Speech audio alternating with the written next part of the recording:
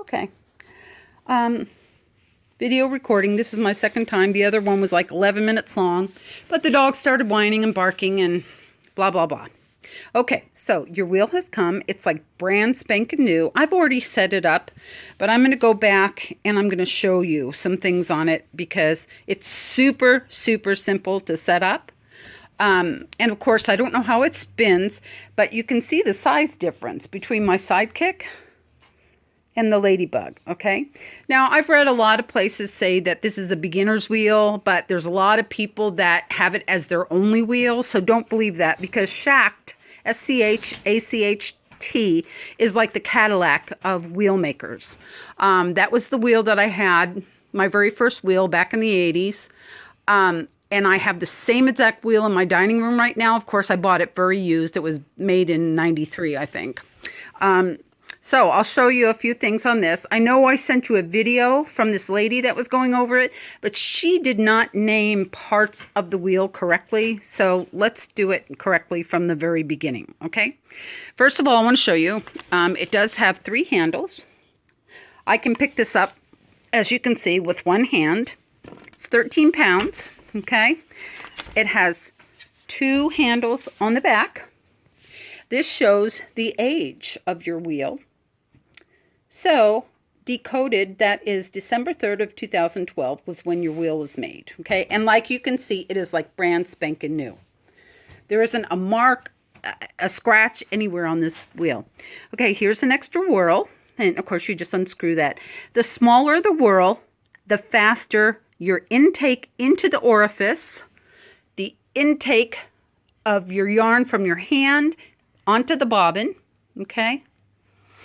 And more twists on your yarn as well, okay? If that makes sense. This is the crank, and unlike the lady, I never heard them called treadle dogs. These are called the Footman. A lot of times these are made out of wood, or many times, most times I think they're made out of wood. Or if it's a single treadle, it may have a leather strap. But these are the Footmen, okay? That's your wheel. This is your drive band. This is your Scotch Tension. See the spring down in there? To create more tension, you will see how the spring is moving towards the front of the wheel. To create less tension, you would turn it towards you because this is the front. Okay, I'm going to turn it around again. I have to be careful where I videotape on this wheel because, as you probably remember, every wheel has a ladybug put on it somewhere on the wheel. And that's part of the fun of unpacking a ladybug wheel is to search for where the company put your ladybug on the wheel. All of them are different. Okay, this is the front maiden. Okay, this piece right here, all right, your orifice. Okay, this whole thing, including this piece right here, and it goes all the way through the bobbin and the whirl back to the back maiden, is called the flyer. Okay. So these are the flyer hooks, your bobbin.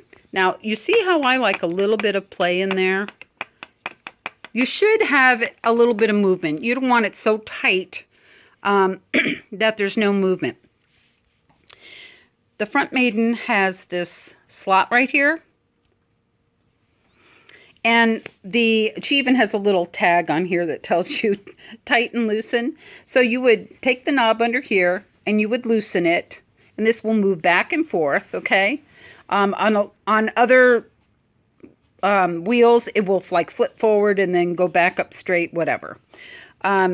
So you would move that so you can get the flyer on, okay? And so let me go ahead and take this down so you can see what I'm talking about. I'm going to loosen it, which means that I'm turning it clockwise. Now watch this move. See how this is moving? There we go. See how my whole flyer assembly just popped out? All right. See that little hole right there? You take this little bar from the flyer and you put it in there. And see how that's moving around? It's like on a ball bearing. That's good because you want some movement, okay? All right, so then you take your front maiden and you push it back. I don't like it super tight. So then you're going to turn it counterclockwise to tighten it up. But I like a little bit of movement in there. Maybe that's a little less than I like, but we'll leave it there for now.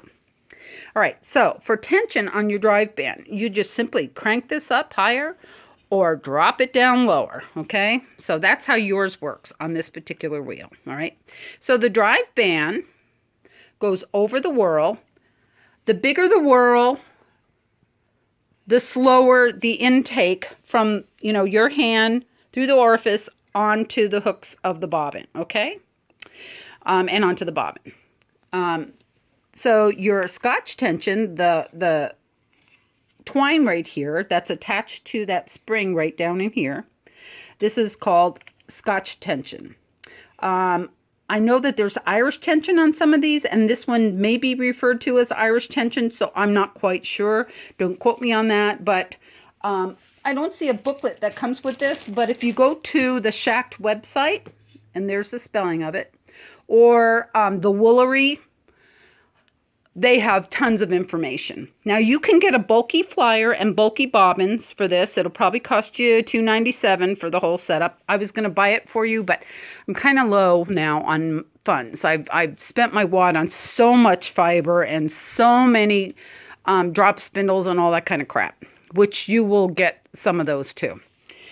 All right, so pretty red wheel. I love it. Okay, so I'm going to set up the camera now and show you just how to get started, okay? Hopefully I can adjust the tension correctly to where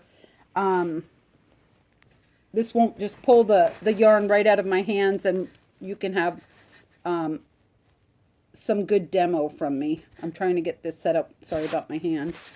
I'm looking through the back of the camera to see where it's pointing.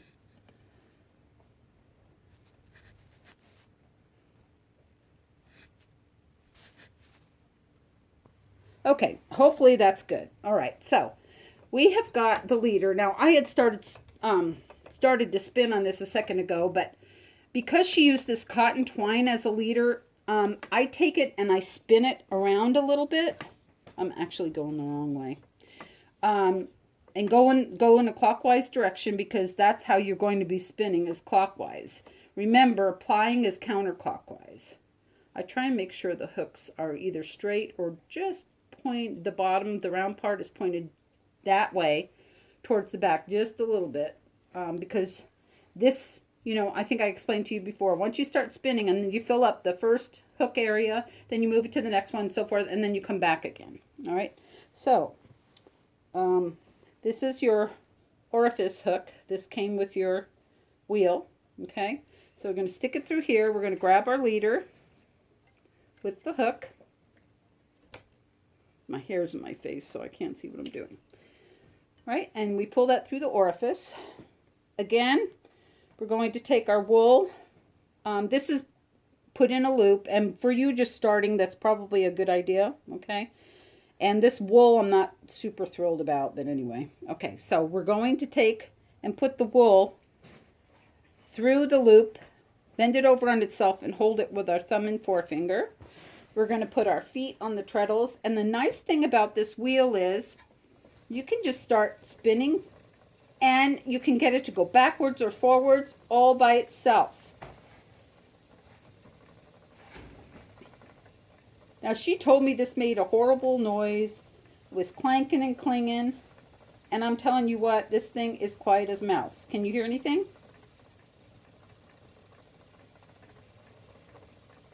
This wool I'm spinning is called Candy Crush. That is what they call the colorway. That is the lady that dyed the wool. That is what she named it. Okay, so that's what colorway means. A lot of people buy commercially already spun skeins in white, and then they dye them myriads of colors, and I've bought tons of that already. And then you can go just right to taking the skeins, winding it into a ball, and start knitting with it. I want to get to where I have all my own homespun. So let me see if I can keep treadling this. And you can see my feet are going. It's just like a bicycle. And I would suggest, really, that if you can, that you would do this in socks or very soft slippers so that you don't mar up the wood, and don't let the kids play with it, obviously. So there's my spinning. I don't know if you can see that. I don't know why it's not being clearer. Sorry. Maybe I'm too close. And that's from this right here. Okay. So there you go.